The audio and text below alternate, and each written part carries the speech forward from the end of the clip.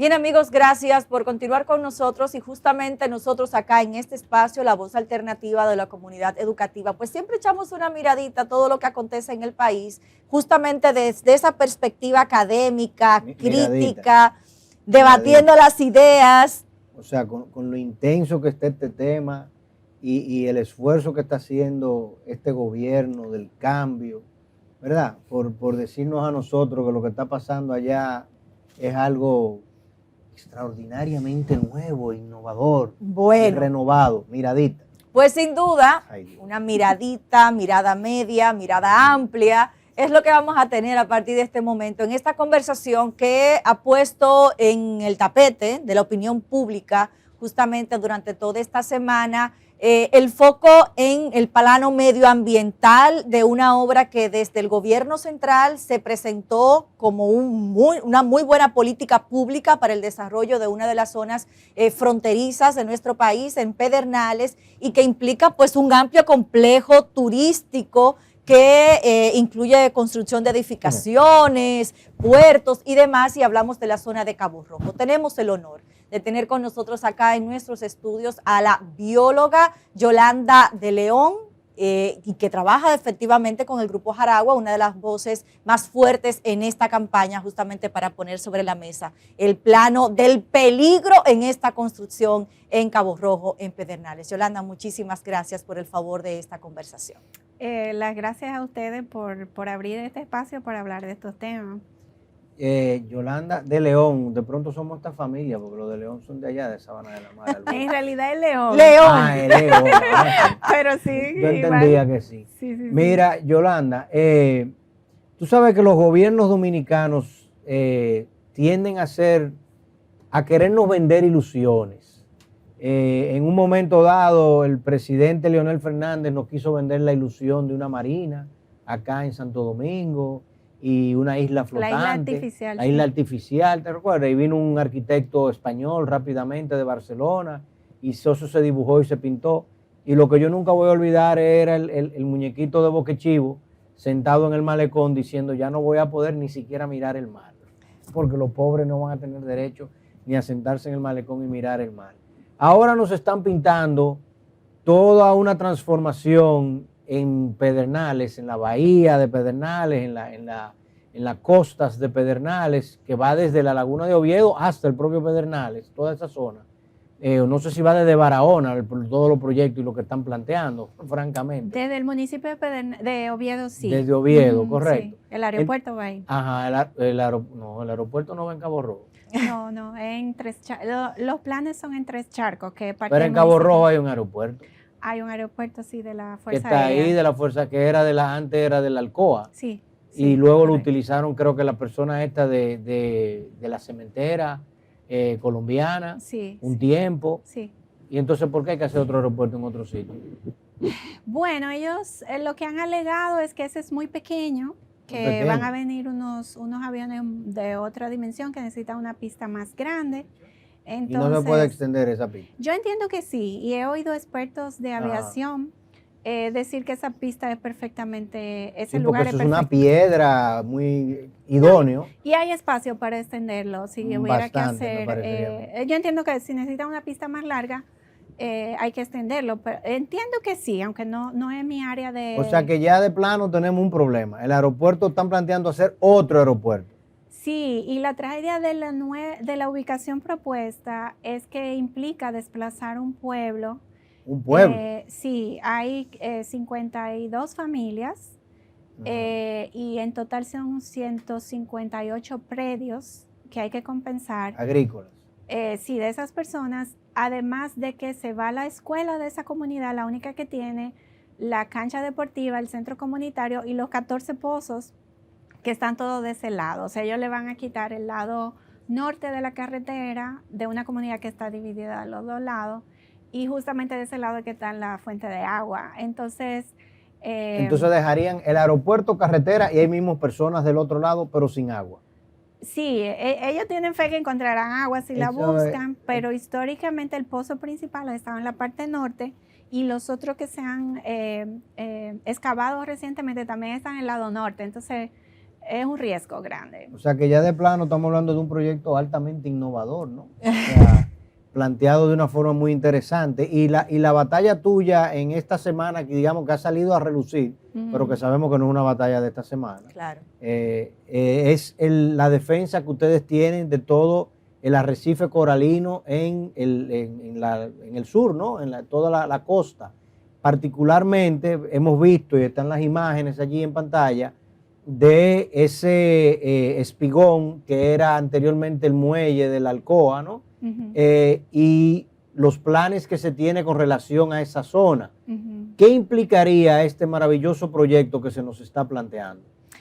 Sí, mira, en realidad es una campaña bastante reciente porque nos enteramos casi de casualidad por la prensa y publicaciones internacionales en red de que se iba a hacer ahí una terminal de cruceros. Una empresa mexicana que se llama ITM Group quiere hacer ahí una terminal de cruceros y ya firmó el Estado Dominicano algo con ellos. No sabemos exactamente de qué porque esto ha sido bastante opaco, digamos así. Entonces, sí, hemos visto publicaciones nacionales e internacionales, incluso de prensa local, anunciando la construcción de este muelle, de este puerto que le llaman Port Cabo Rojo. Es importante destacar que esto es un giro de 180 grados de la estrategia que nos venía alimentando la línea oficialista, que era que se iba a hacer un desarrollo hotelero en Pedernales, y de hecho ya se habían agotado vistas públicas, se acabó el estudio de impacto ambiental, y eso iba a ser al frente de Cabo Rojo. De hecho, esa fue el área licitada. Entonces, parece ser, digo yo, porque no creo que es compatible tener un puerto de megacruceros frente a los hoteles. Ya no los hace atractivos, ¿verdad? Porque ya se vuelve otro tipo de paisaje, de atracción, de movimiento, etcétera. Entonces, parece ser, entiendo que no ha habido ningún inversionista interesado en hacer hoteles ahí. Yo sospecho por la falta de agua, pero eso no lo puedo decir a ciencia cierta, al punto que incluso el gobierno fue que anunció que iba a ser el gobierno que iba a pagar la construcción del primer hotel. Algo así como con Punta Catalina, que primero lo iban a hacer inversionistas y iban a aparecer muchísimos bancos que eran los que iban a generar dicho proyecto. Luego que se hizo extremadamente turbio y tuvieron que sacar a los chinos, que eran los que licitando en toda honestidad hubiesen ganado el proyecto. Terminamos con los brasileños y pagando nosotros el proyecto. Entonces ahora ese magnífico proyecto de hoteles frente a un muelle en una zona que está completamente, digamos, con un bosque submarino de corales que protegen toda la flora y la fauna marina e incluso protegen hasta la costa, ¿no?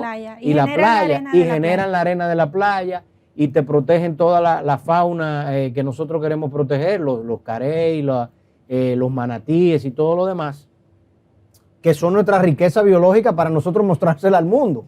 Pero mostrársela de una forma inteligente.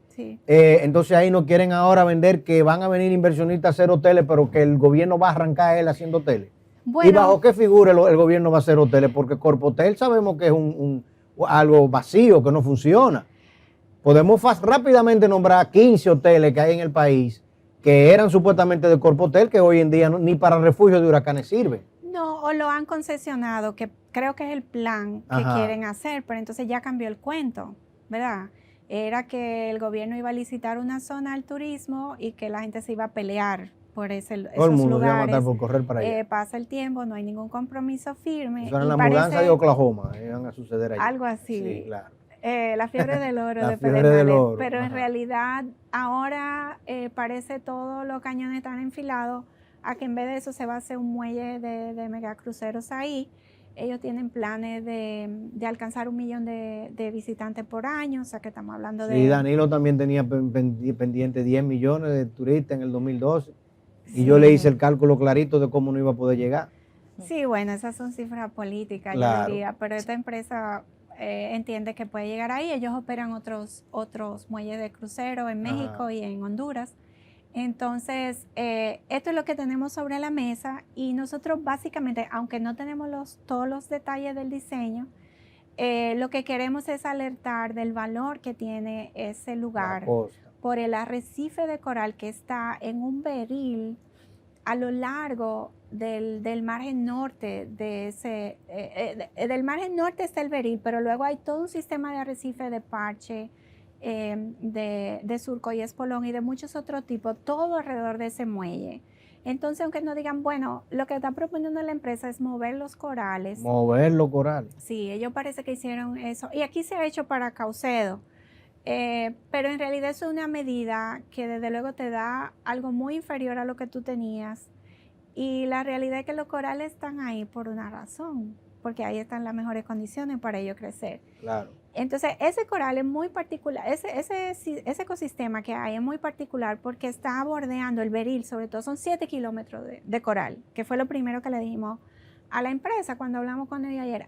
En Roatán ellos dijeron que movieron 3.000 cabezotes de coral. Ahí no son 3.000 cabezotes, son 7 kilómetros de coral a 2 profundidades. Tú tienes primero desde una plataforma que comienza en 10 metros y llega más o menos a 40, 50 metros. Tú tienes ahí un beril de arrecife de coral pétreo. Luego tú tienes una franja de arena y yo te digo porque lo vi en un sumergible de un barco australiano que nos dio acceso a las cámaras del sumergible. Tú tienes abajo un arrecife de esponjas de vidrio, que es algo que uno lo ve en zoología, en clases de zoología, pero son esponjas que están a grandes profundidades. Eso te iba yo a decir, o sea, 50 metros de profundidad ya no se puede llegar buceando. No. Entonces, un patrimonio que tenemos. Correcto, y no solamente eso, sino que mover eso no se puede tampoco. Tú no me puedes decir que vas a mover algo que está a 50 metros de profundidad, porque el costo de hacer eso sería absolutamente prohibitivo. Claro, y es que no hay más costa en esa zona donde, porque si podemos mover el aeropuerto, que no deberían de moverse, parecería que sería más fácil mover el muelle. Exacto, entonces nuestro argumento es... y hacer un muelle para cruceros es una tontería, eso es una cosa muy sencilla, eso no es muy complicado. Sí, el mismo Ahí en la Bahama tienen islas artificiales que te tienen tus parques acuáticos y todo, en medio del océano y te llevan, y es un muelle, porque esos cruceros se estacionan que parecería una Mini Cooper estacionándose en un pedacito de tierra, tú lo estacionas. Exacto. Entonces no hay que hacer, ese puelón que está ahí de la Alcoa es enorme. Sí. Eso, ahí tú puedes hacer casi que un barrio encima de ese puelón. Sí. Entonces, si esa zona está protegida y es una zona que tiene una diversidad marina, que al contrario deberíamos utilizarlo, ahí lo que pudiese haber sí es muchos barquitos moviendo los turistas a ver eso que tú estás describiendo, que sería fantástico. Sí, que hay arrecifes someros, o sea, más bajitos, de menor profundidad. Entonces, desde luego, eso sería un atractivo turístico único. En el país no hay ningún, porque mucha como gente la misma playa de Bahía de las Águilas, que es única. Exacto, entonces te crea un conjunto de atractivos único para lo que sería el destino turístico Pedernales. Entonces tú básicamente lo estás matando, el gallo en la funda. ¿Por qué no podemos ahora, pensando yo, crear los mecanismos para que los hoteles estén más, digamos, al pie de la Sierra de Bauruco o en el propio pueblo de Pedernales o hasta en el pueblo más al norte, si tú quisieras, en el mismo alrededor de la laguna de Oviedo, quizá, en otra zona, por ponerte, o sea, alejado de la costa, y que vamos a la costa, pasamos el día en la costa, como se hace ahora las excursiones a Bahía de las Águilas, te pasas el día ahí en la costa y ya luego en la tarde, en la noche, te retiras a un hotel que está a 20 kilómetros, 30 kilómetros de distancia, que no es nada. 10 millas es como salir del aeropuerto de Miami y tú llegaste a Kendall y tú recorriste esa distancia. Sí, entonces, o sea, eso es posible. Y me lo venden así. Lo que pasa es que la verdad sería difícil empezar por hoteles despegados de la costa, muy lejos de la costa ahí. Y de hecho... ¿Difícil por qué? Porque en el ideario, el imaginario del turista y de los visitantes, porque la otra cosa es también tú dependes de un vehículo para hacer esos viajes. Ajá. Y por ejemplo ahí a Bahía pero nosotros... tengo un trencito. Sí, entonces también hay personas que no lo tienen, o por ejemplo extranjeros o un grupo de estudiantes que recibimos. Entonces también eso te complica. Hay zonas de playa que están fuera de áreas protegidas. La zona que designó el gobierno, ya esto no es hablando del muelle, sino del desarrollo de hoteles, está fuera de área protegida, sin embargo tiene otra designación porque es un humedal. es un sitio Ramsar. Es lo que te estoy hablando, es que toda esa zona de ahí es como muy crítica desde el punto de vista medioambiental, algo interesante es que al sur de la zona que eligió el gobierno, y al sur del cabo en sí, de Cabo Rojo, no del muelle, sino del cabo, hay una franja de playa que se conoce como la cueva, que no es área protegida, no es sitio Ramsar. Y ahí sería una oportunidad excelente para organizar eso porque tiene 2 ocupaciones irregulares. La de Eco del Mar, que de hecho hasta se robó la vía pública, cerró y unió 2 parcelas que tenía. Esos son los que hacen el glamping ahí. Y también lo de el rancho típico Bahía de las Águilas. Entonces esas 2 personas, el rancho típico no tiene título de tierra, Eco del Mar tiene algo, pero en realidad es un título que se invalida esa transacción porque la parcela de donde está, que es la misma de Bahía de las Águilas, estaba en litis cuando él la compró. Entonces, aunque él tiene todos esos papeles toca expropiarlo también. Entonces, yo inicialmente vi toda esta propuesta de un desarrollo de frente de playa. Esa era la playa y además se aprovechaba para organizar ese desastre que tenemos ahí de ocupación irregular. Pero no, se eligió una playa que está frente a un muelle, ¿verdad? Eso se puede dar otra fachada si se quiere, pero que está arriba de toda una zona inundable, humedal, que el suelo no drena y que de hecho hay una lagunita que ahí se concentran flamencos y otras aves acuáticas. Pero eso es un poco separado. Yo creo que eso ya se cambió el plan por lo de los cruceros, porque yo creo que las 2 cosas son mutuamente excluyentes. Porque cuando yo vi el plan de los hoteles, lo que se había pensado era hacer como una marina ahí, no un muelle de megacrucero, porque eso te genera unas dinámicas muy diferentes. Tú vas a requerir todo un espacio de parqueo enorme al frente. Entonces eso para mí choca con el diseño que yo vi de los hoteles, pero puedo estar equivocada. En el caso del crucero, de este tema del muelle, de la preocupación medioambiental que manifiestan, en los documentos e informaciones que ustedes han estado compartiendo durante esta semana, hacen la salvedad de que han estado acercándose al Ministerio de Medio Ambiente. Sabemos que el incumbente de la cartera es de reciente designación, pero hay una serie de técnicos que se supone que hacen el trabajo diario. Realmente, ¿cómo nosotros como país logramos estar en titulares internacionales con una obra de impacto medioambiental en efecto, y no ha habido un permiso oficial ni una voz de alerta oficial ante esto? Sí, es el problema principal que hemos identificado, que la carreta se le fue por delante al caballo. O sea, primero cuando tú haces una obra de envergadura, tú la inscribes en el ministerio, te dan los términos de referencia, tú haces un estudio de impacto ambiental, lo presentas públicamente, se discute, se readecúa el diseño y se crea el plan de manejo ambiental y luego se le da la licencia ambiental y con eso tú puedes empezar a construir. Aquí ellos están anunciando que empezaron construcción sin ni siquiera haber hecho el estudio de impacto ambiental. Entonces, ese es el argumento, por ahora ese es nuestro reclamo principal. Estamos botando a la basura las leyes ambientales que tenemos en cuanto a la permisología ambiental y por qué lo estamos haciendo si es una decisión consciente. Entonces, en segundo lugar, nosotros no estamos en contra del turismo ni de un muelle de crucero incluso, simplemente es la ubicación que hemos visto y el diseño que hemos visto en lo que se ha compartido hasta ahora nos preocupa mucho porque sería un choque frontal con ese arrecife tan valioso que tenemos ahí, que es único en el país. Entonces, es como matar la gallina de los huevos de oro. Realmente esa es la gran preocupación, tal y como tú planteas. O sea, desde que vimos los anuncios de que se iba a hacer un esfuerzo por desarrollar la zona del sur y digamos la frontera, uno dice, caramba, qué buena oportunidad para que las cosas se hagan diferentes. Porque nadie puede objetar, digamos así, la realidad que se vive en República Dominicana hoy con respecto, por ejemplo, al manejo de las aguas en la ciudad de Santo Domingo o en la propia ciudad de Santiago, en cualquier lugar, porque históricamente, bueno, los españoles decidieron venir aquí y aquí fue que nos pusieron a la ladera del río Osama y el Isabela, y históricamente nosotros no hemos tenido ni cultura, ni educación, ni preocupación para hacer las cosas distintas.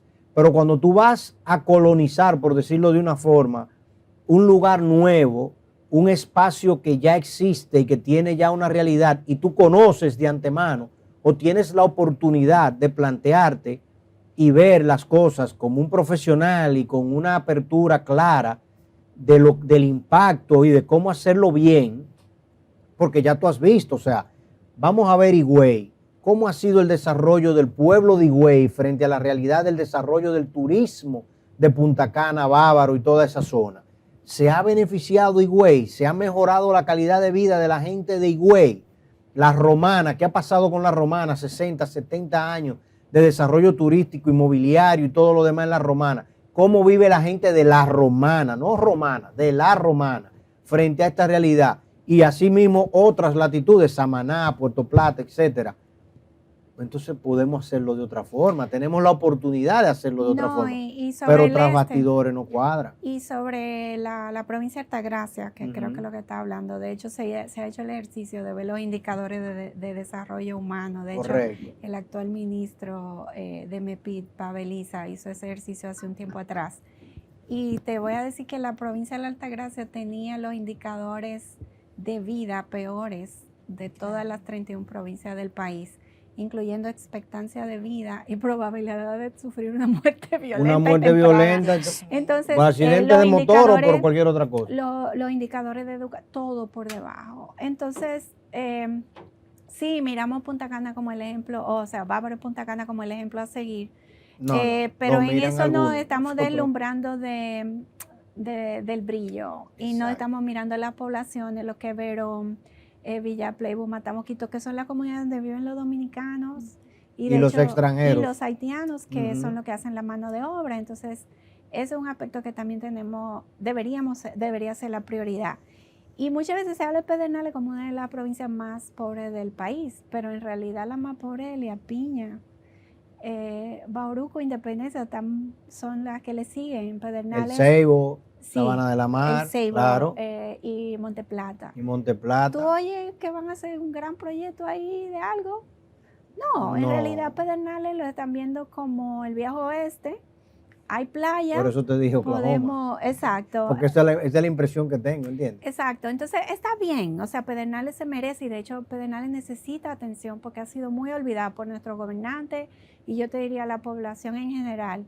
Pero el asunto es que si esa atención es para destruir la base de lo que podría ser un recurso a largo plazo y de el estrellato de Pedernales, porque eso es. O sea, son recursos que tú no lo puedes ofrecer en ningún otro destino turístico de este país. Yo no sé si es coincidencia, pero hace 2 días apenas yo estuve viendo un documental sobre en Miami los esfuerzos que se están haciendo para reconstruir los corales.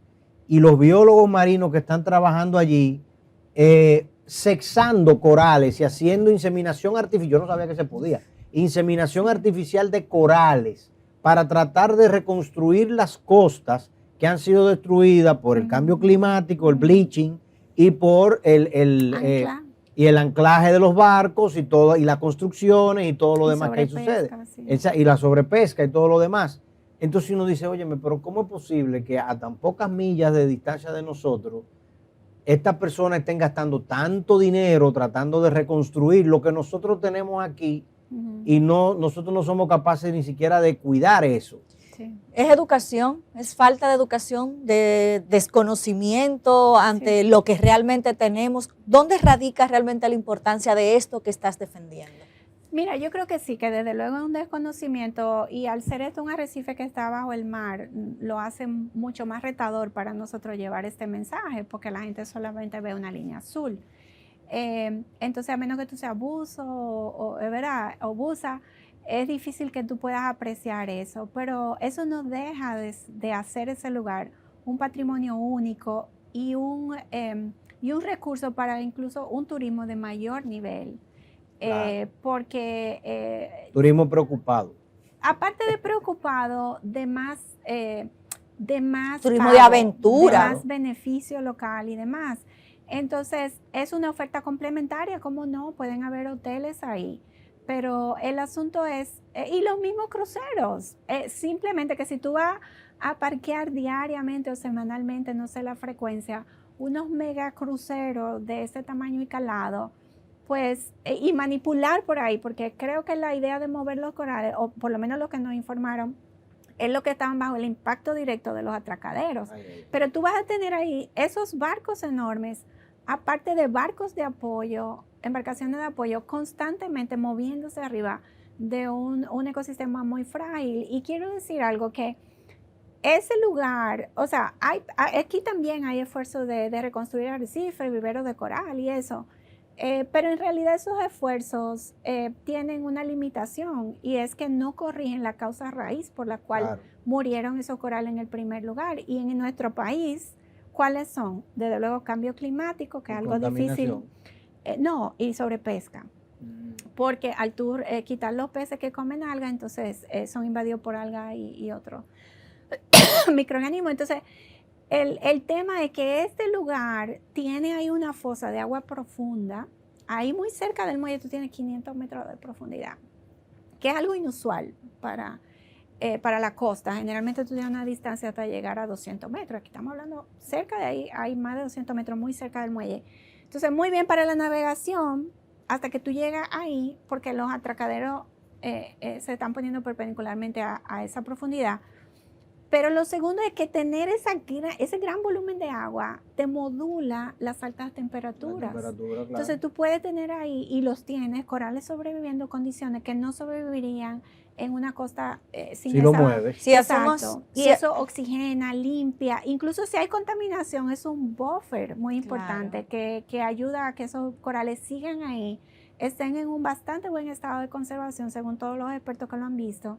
Entonces, como destruir como el último arrecife bueno que nos queda, para mí, o sea, como experta, es impensable. Y para alguien que sea planificador de turismo, también es una locura. Se nos va agotando el tiempo, pero antes de despedirnos, Yolanda, si para poder dejar en la mente de la audiencia, en efecto, ¿qué estamos hablando? Si podemos hacer el paralelo con un Loma Miranda, proteger una Loma Miranda, la Sierra de Bauruco, ¿cuál es el Parque Los Haitises? ¿Cuál es la importancia de preservar entonces estos corales? ¿Cuál es su rol dentro del ecosistema? Mira, los corales tienen varios roles y hace un tiempo se marcó mucho el rol de formar esa arena blanca que a todos nos gusta, que es la que está en los brochures, en las revistas de turismo dominicano. Eso se produce en los arrecifes y también los pastos de plantas marinas, ¿verdad? Fanerogama marina que hay ahí. Eso es número uno, que es algo que directamente beneficia al turismo y que incluso se ha pensado cuantificar, ¿verdad? Para que se pague como un servicio ambiental más que dan los arrecifes. Te dan protección ante las tormentas, las marejadas, todas estas cosas que estamos teniendo cada vez más frecuentes. Te dan la base de recursos para la pesca. Nuestro país está en aguas tropicales. Las aguas tropicales no tienen mucha producción pesquera endógena, sino que está asociada a estos fondos de coral. Entonces te da, aparte de esa base para la pesca y la economía local, te da también una base de turismo porque es un atractivo que se vende. O sea, tú vas a Roatán en Honduras, a Cozumel en México, son sitios que son destinos de buceo. En el mismo Punta Arenas en Montecristi. Exactamente. Es por eso.